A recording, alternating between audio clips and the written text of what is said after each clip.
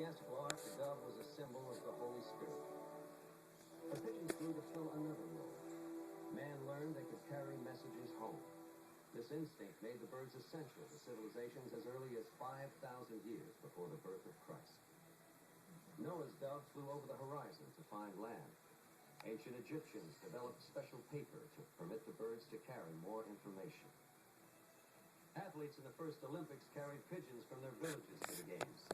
If they won, they'd tie a strand of finish line to the bird's foot. Its arrival home signified the local athlete's victory. The release of pigeons is still part of Olympic ceremonies. In the 12th century, the Sultan of Syria had dovecots built across his realm, and this early airmail system brought messages to Baghdad.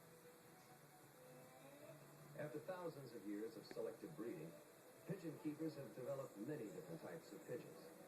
There are now almost 300 breeds of pigeons, all of them thought to descend from the rock dove. The sizes, shapes, and colors of these fancy pigeons in a modern pigeon show are a far cry from the little gray dove that made its nest along the rocky cliffs of ancient lands. And while these birds are bred for their beauty, the rather ordinary-looking homing pigeon was the one who served man the most. As fast messengers, they were important to ancient military and business leaders. A horse and rider galloping at top speed could cover only a few miles an hour. A pigeon could carry a message almost 50 miles an hour and fly over rivers, mountains, and possibly the enemy below. Today in England, you can still find dovecots erected on great estates. Hundreds of birds lived in these stone nesting places. They provided more than food and fertilizer. For thousands of years, they were the world's fastest way to send messages.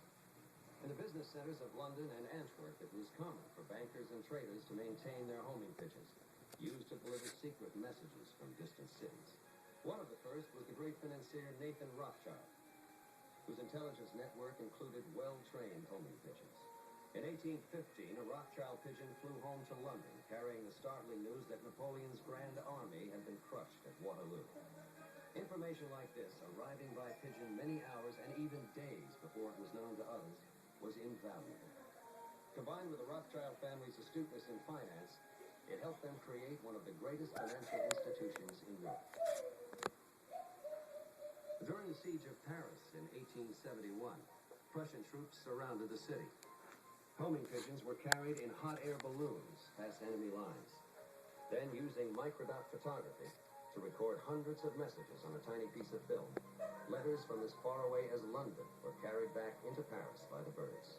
During the 4-month siege, the Parisian pigeons carried home over 1 million different messages.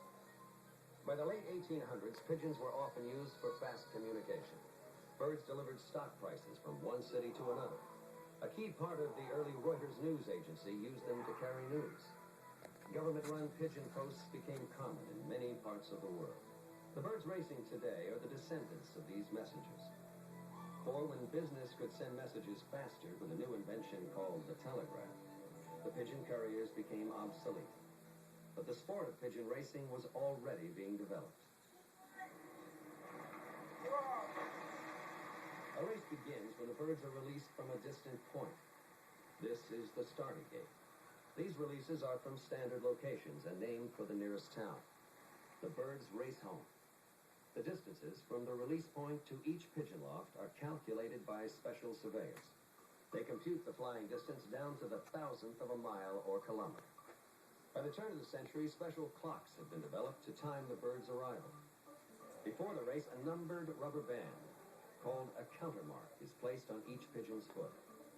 A bird is officially home when this band is placed in the clock and the timing handle turned. When the clock is struck, the exact time is recorded, and the countermark enters a sealed chamber that can't be tampered with. This makes it impossible to time a race bird before it actually arrives. It also means that getting home first is not enough to win. A trainer has to make sure the racer comes inside quickly so its countermark can be removed. With thousands of competitors in a race, seconds often make the difference between first place and 50th.